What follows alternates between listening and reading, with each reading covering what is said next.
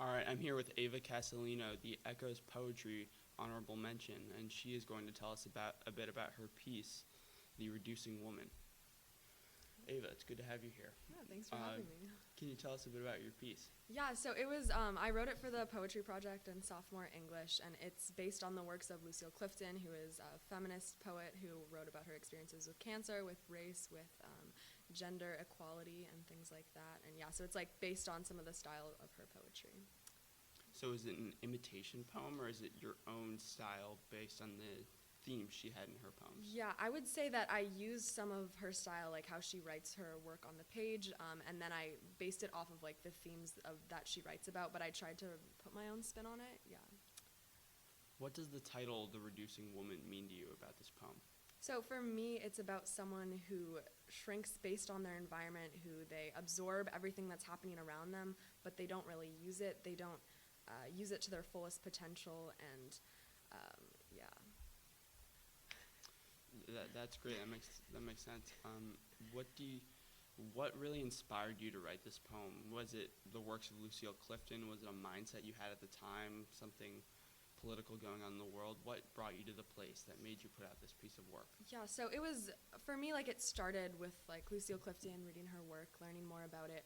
But it also, I had watched some slam poetry earlier this year about a poem that kind of really inspired me to write this more. It was almost, it was similar to this poem, but I tried to use both of them to create this poem and try to put a creative spin on what was written before. Would you say if someone who had been reading Lucille Clifton's work were to read this, would they be able to identify this as something taken from Lucille Clifton, or would you say that you have made it so much your own that it is yours and it's unrecognizable as hers because you took it that much in your own direction? I think if someone had read the works of Lucille Clifton before, they would have been able to tell it was at least based on that, if not from like the content and what it was about, but at least from like the style of how it was written. Because it's like she writes her poems in a very distinctive style. She, like most of her poems are just one sentence and they're like very long and aligned in a certain way on the page. And so I tried to copy that to make it look like her poem, even though the content might be different. That's great. Now would you like to read your poem for us? Yes, I would love to. Okay. You look both ways twice, careful and prudent and polite, quietly shrinking into the atmosphere, not quite yourself, but never someone else. You are a sponge, listening and looking and touching and smelling, but when they desperately try to use you to scrub away their messes, your soapy insides dissolve and squish them out. There's still a figment of you in there. Most of us get smaller, pencils who are shaved littler and littler each day, while the lucky ones keep growing. Spruces and tulips and rosy-cheeked children, start growing, please. Powerful and intense and indestructible, you are proud and bossy and loud, and your laugh is obnoxiously arrogant.